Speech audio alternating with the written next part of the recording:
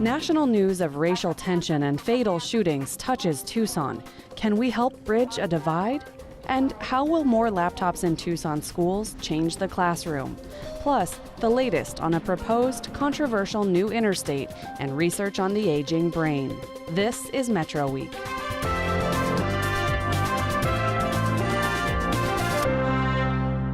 Fatal shootings of African American men at the hands of police make national news, and they touch people who live here. We'll ask how Tucson is responding. But first, a recap of the week's news. State Senator Kimberly Yee is one of the first speakers at next week's Republican National Convention.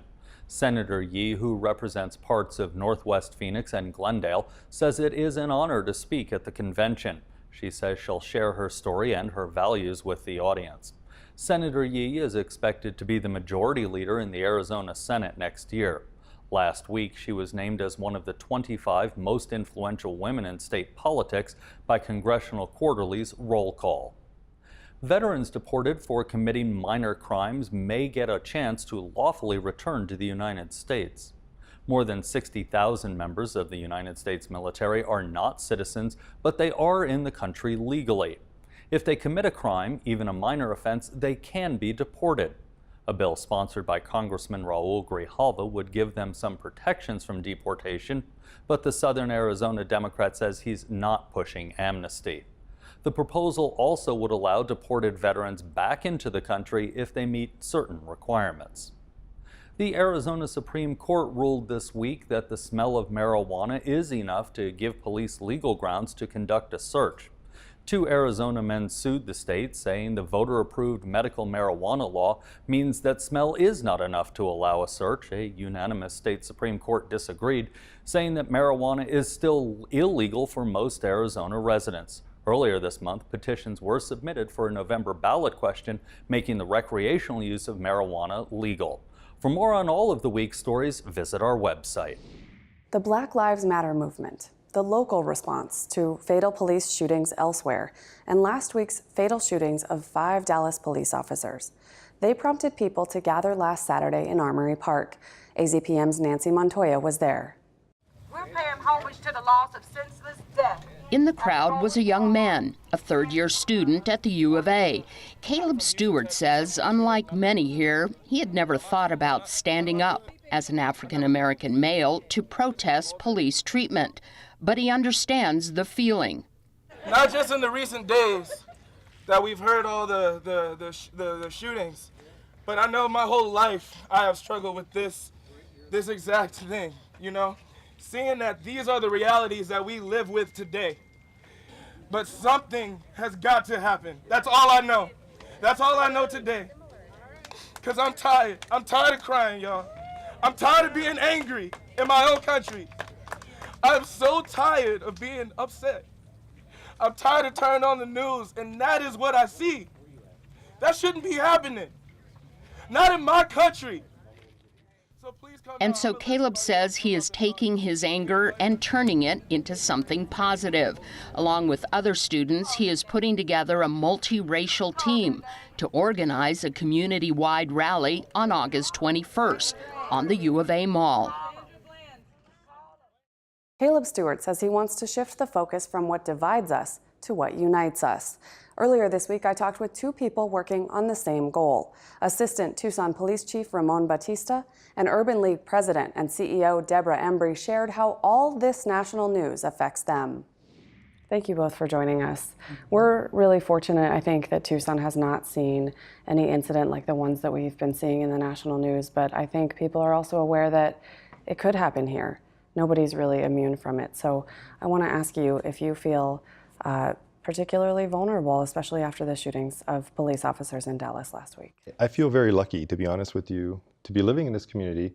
And although there is some level of apprehension for myself and our officers, my wife, in law enforcement because of what we've seen across the country, I feel lucky because in our community, we have a lot of support. And you know, every day that I'm out and about, I enjoy, luckily, a lot of positive recognition.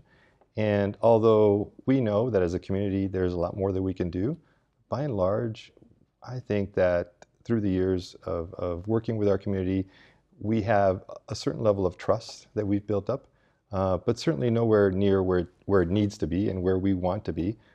So while I feel sad for us as a nation, I am not. I feel good about living here and being a police officer here in Tucson. We'll get back to those questions of what you've been doing to build trust. Ms. Embry, do you feel vulnerable or concerned when you're just in the community? I first want to say I do appreciate the partnership that the Tucson Urban League has, first of all, with the Tucson Police Department. They've been a longtime partner. They are a partner with many of the organizations and collaboratives and initiatives that we are partners with. However, as an African American, as a Black woman out there, we do feel targeted. I see hate every day. And I was sharing with someone a couple of days ago that I too have been pulled over, and it scared me to death. I was coming from downtown, and I live on the other side of the world I refer to as the northeast side of town. Coming from downtown, had to go through Midtown, and this was at night. An officer pulled me over. I pulled over. He wouldn't tell me why I was being stopped. And then the next thing I know, another officer pulls behind him. And I'm just this boring old well, not old, but boring woman. So finally, I found out it was a cracked tail light. And but the officer had asked me, had I been out drinking? No, I'm just tired. So this was something that I did bring up, and this was after, I think, the Trayvon Martin situation.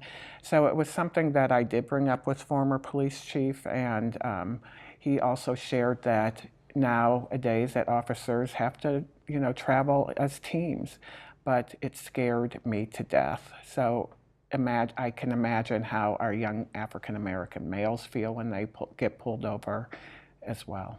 I have asked you both here because you're both involved in speaking with each other about these things. So tell me a little bit about what is happening between the police part of our community and the African-American part of our community on these issues. We are in a after-school summer program with the Boys and Girls Club. We are attending the Brown Bag Lunch with the Urban League. There's a group of apartment complexes in the Midtown area that mostly have Somali immigrant families there. And so a young officer was going to a lot of calls there and realized that the kids would all come out and just want to hang all over him. So one of the things he thought is, I wonder if anybody reads to them. So he partnered up with Bookman's Books and got books. The management said, hey, we'll cook burgers and hot dogs. And so now, throughout the summer, we have different days where police officers on duty get to take a little bit of time out of taking calls for service and going over there and reading to kids and cooking burgers. I mean, it's amazing. So what that does, and that's important, especially the outreach that's done to young kids, especially elementary and middle school kids, because how we are perceived, if you look on television or listen to rap music or something like that, how those young people are perceived in the media or reflected in the media, you would think that we're all gangbangers and, or we don't value school or education. Well, that's what police officers, see on TV as well. But that breaks down, I think, Absolutely. the barrier and the perception. So they too now see young people, especially young African-American boys or boys of color, in a new light, that they are just kids. Every time we hear about another police shooting of an African-American male, which is what they all are, we hear presidential speeches, we hear calls for change, we hear that we need to bring these two parts of our community together. And then it seems like we don't talk about it that much, and we have the same conversation the next time it happens. So at least in Tucson, is this leading to change? As the president's 21st century community-oriented policing plan starts being implemented, it will. Obviously, policies need to change, and these are systemic policies that looks at body cameras and better data and what else is there? Training and training and Transparency. retraining and transparency. I think it will help, but that could take a year or two.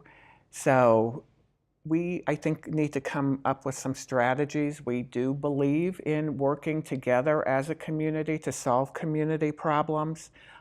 That was evident on Friday when there was the press conference that called Black community, Hispanic community leaders together. You're referencing a police conference at the police Correct, station yes, about correct. Friday, Dallas, Yes. the events in Dallas, Yes. and they Yes. invited the African American Yes, community. and so we were, we came because we realized that we can't do this alone. It's not just the Urban League doing it alone. It's not just the NAACP doing it alone. It's not just the Black Lives Matters group doing it alone. We need to do it in partnership with the City of Tucson, in partnership with the police department, in partnership with the sheriff's department. But it also takes, and I think you will appreciate this, our white partners out there as well. I have some white friends that called and said, Debbie, what can I do without being the token white person there? Well, if you went to the Black Lives Matters event, it was about 50 to 60% white people. So white people also have a role in this as well. We have a great community. We have good relationships, and we're building upon them. I think the fact that our organization was picked as one of the 15 police departments out of 18,000 across the country to lead the way in the implementation of the President's Task Force on Policing speaks volumes to the organization. The things that we will be focusing on most heavily have to do with building trust, establishing transparency. Our officer wellness, I think, is a very large component to that. We have a robust social media campaign that's going on. Our training, and as Debbie mentioned, training is absolutely correct. We will continue to emphasize de-escalation, dealing with the mentally ill, and focusing on our community relationships. That was just a part of our interview. To see more, go to our website. Now to education. Tucson Unified School District is expanding its pilot program of laptops at some middle and high schools. They're already in use at the district's Marybelle McCorkle Academy, and we asked the people who use them how it's working. 12-year-old twins Morgan and Madison McDowell are filling their summer days together. The sisters are close, and that's true even when they're not on summer break. It's nice to have my sister in the same class as me because you always have someone to go to, or like you have someone to hang out with if no one's being your friend. Agree or disagree? Agree. That came in handy last year when they started at McCorkle Academy and began using laptops full-time. Electronics weren't allowed at our old school unless you were in the computer lab. Now they're required, which has been an adjustment for students and teachers. It was hard to let go and take that power away from me being in charge and being in total control to now the students had access to the same thing that I had access to. Ms. Contreras taught Morgan and Madison's 7th grade class last year, and she'll teach them in 8th grade too, using the school's online program for lessons and grading. She could just sign a math PowerPoint, and then we can go through the PowerPoint, and at the end there's a quiz, so then we submit our answers through there and she can check and put our grades in. You're a facilitator of their learning, so the students are taking more ownership of their learning, and you're kind of guiding them, inspiring them, giving them the tools to succeed, and laptop is just one tool. We're learning digitally anyway. They have it in their homes for the most part, or they have a phone or a tablet, so having it present in school makes sense. I actually find it easier to be able to just type it rather than having to write it all out, where you can just put it through the computer and it goes straight to her. 99% of the projects and lessons that I do are turned in via the computers. But in all reality, technology does fail us. And there will be days that computers will go down. And the kids are like, oh my God, what are we gonna do? And I tell them, we're going old school. We're getting the paper out. Roll over, Percy. Roll over, Percy. If you had your choice, There you go. would you stay in a school with laptops in the classroom, or would you go back to the type of learning you were doing at your other school? I do laptops for sure. Technology is one element of changes in our schools. Here with me to discuss that is Alexis Wicochea of the Arizona Daily Star, and joining us are Zach Ziegler and Sarah Hammond from Arizona Public Media. Alexis, which TUSD schools are getting laptops next school year? So over the last few months, TUSD has purchased 10,000 laptops that are going to be distributed to about 71 schools. Most recently, within the last month, they purchased 1,300 laptops that will be distributed to 3 schools for one-to-one programs. And that'll be a pilot for the district. They want to start out small and then expand it as they see how it works out. Those schools are Booth Fickett, K-8, and the laptops will primarily be used by middle schoolers. And then Mansfield Middle School will also receive laptops. And students in the STEM, which is Science, Technology, Engineering, and Math program at Palo Verde High School, will also receive laptops. And so all 3 of those schools have strong STEM focuses, so they figured that would be a good place to start. So how will the laptops be used in learning and teaching? It's a pilot project, but what they are planning to do, they don't expect to hand out laptops on the first day. They want to work with students, teach them about how to take care of them, the responsibility involved. They also, more importantly, want to train teachers on how they can incorporate that technology into their lessons so that they can be effectively used. Some of the examples that I was told was the idea of getting students to work together collaboratively. A lot of times in the workplace now you have multiple people working on one document in different places, and so students will be able to work together on projects with each other on a cloud and edit each other's work, and also use the internet to have access to up-to-date information, because as you know, the capital funds in Arizona have been slashed for things like textbooks. So the nice thing about the computers is that students will have up-to-date information right at their fingertips. So, how much of a change is this? How were things in the past as far as the computer's presence in the classroom? You know, TUSD has for a long time had major struggles with technologies, mostly because they couldn't afford to outfit all of their schools, not only with the laptops and the equipment itself, but the infrastructure. I mean, it was not uncommon at all for a student maybe 5 years ago to fire up a computer and have to wait a good portion of the class period for it to even start up because the infrastructure just was not there. So this is a pretty big deal.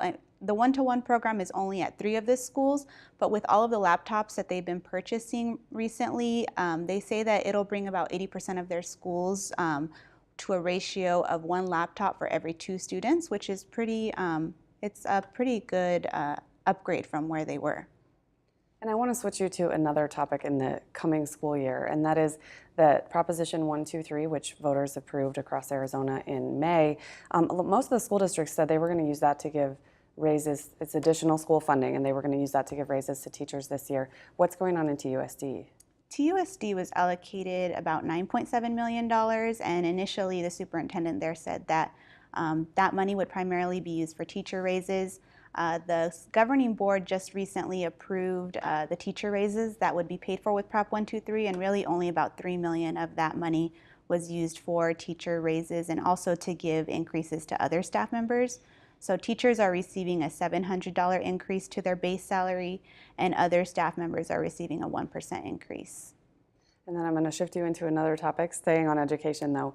The AZ Merit statewide test scores came out this summer while students were not in school. What did those results show us? The results were not that much different from last year when it was first administered, and at that time we had about 2/3 of students who were failing. We did see increases of a few percentage points for students in math and English language arts, but for the most part it was in the single digits. We had the range of passing rate was about 30 to 40% of students, so you still had at various grade levels 2/3 of students failing, more than half of students failing at best. What's the education community's response to that? The education community recognizes that there is still a lot of work to be done, but from the start when they implemented this new test and new, more rigorous standards, they expected that it would take a couple of years for performance to improve. So they're not all that surprised, but they are pleased that the scores did improve slightly rather than trending in the opposite direction. And we're talking about the overall school, just kind of overall numbers. When will students find out what they individually did on the test? Students should be receiving their individual scores. The scores will not be released to the public at large that break down district by district, school by school, kinds of information that parents may be used to select their child's school. That won't be released until sometime in August. Okay, thanks Alexis. Now to a potential big new road project. Zach Ziegler explains. The Arizona Department of Transportation is now working on an environmental impact study for the proposed Interstate 11, which would run from Nogales to Las Vegas. The project is considered a way to ease the flow of trade as it travels between Arizona, Nevada, and Mexico. The environmental impact study is a step toward securing federal funding for such a road, and the study is expected to take 3 years to complete. It's looking at a 280-mile stretch from Nogales to Wickenburg, a swath of land ranging from 5 to 25 miles wide. A major source of debate for southern Arizona involves how the road will manifest south of Casa Grande. Will the project mean widening I-10 and I-19 or building a new interstate? One plan would run a new road along the west side of the Tucson Mountains through Avra Valley. That path would have to negotiate 2 tribal nations and multiple protected lands. I'm joined again by AZPM's Zach Ziegler and our colleague Sarah Hammond.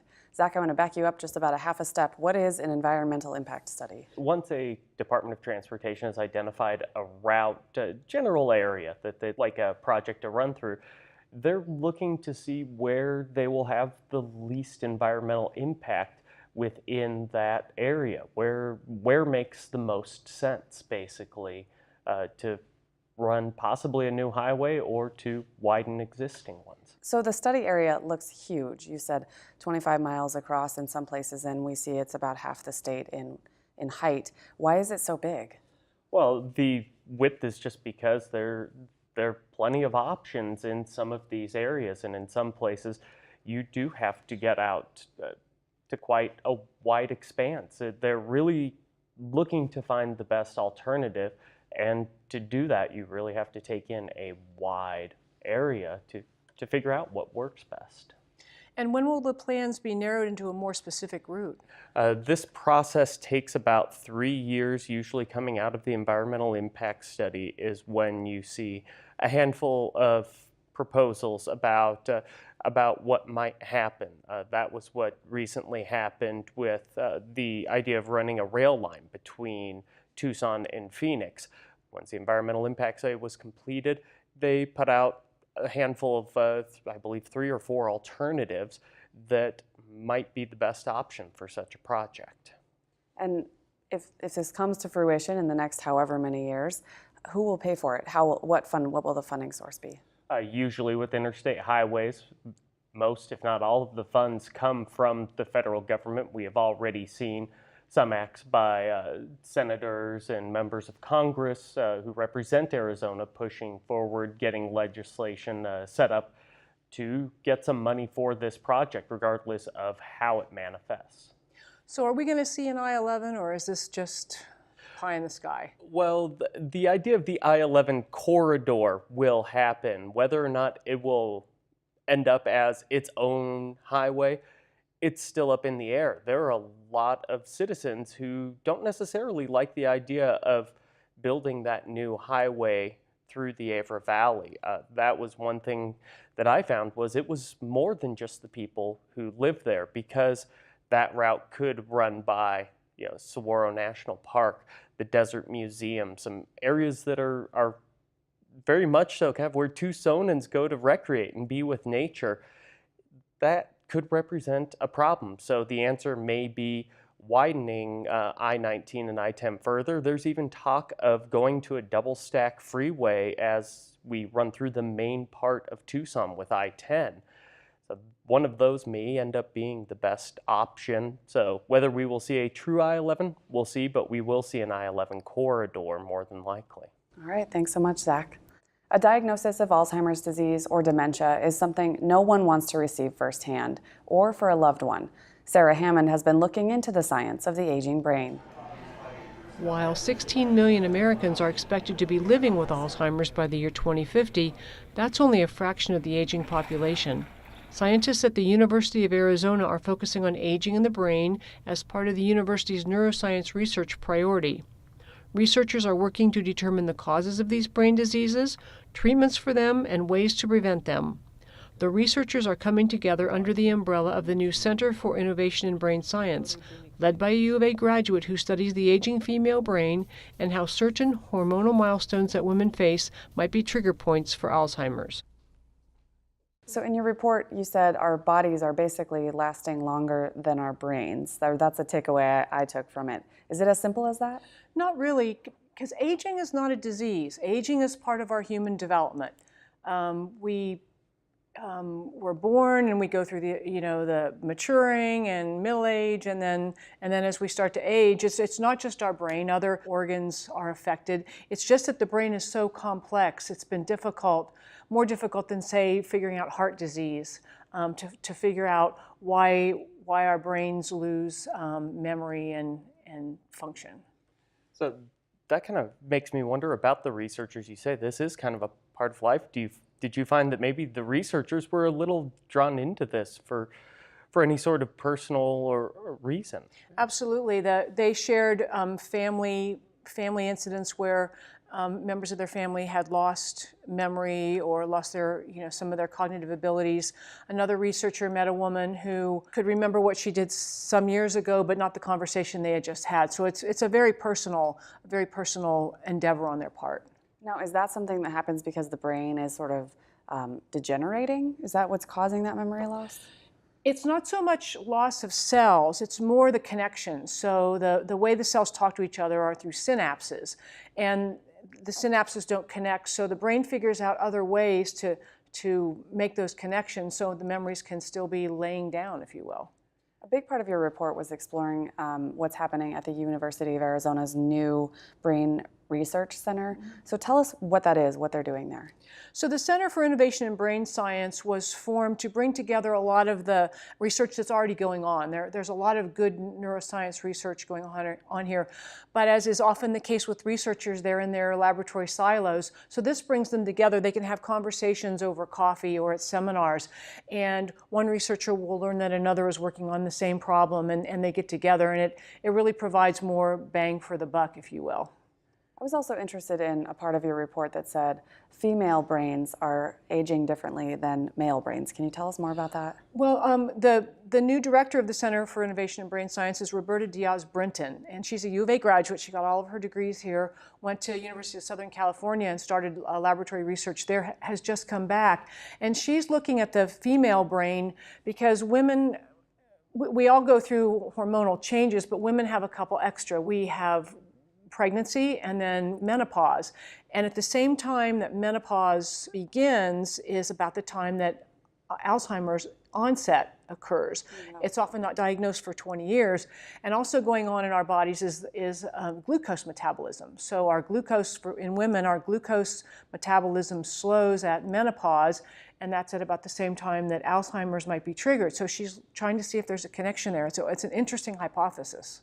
So generally this Brain Research Center is working on, it sounds like all kinds of different studies of the brain. Is aging one of their focuses or just what you were focusing on in your report? Both. Aging is one of their focus, not only with Alzheimer's, but Parkinson's disease and multiple sclerosis. There are no cures, not a lot known about those areas, so they're looking at all of them.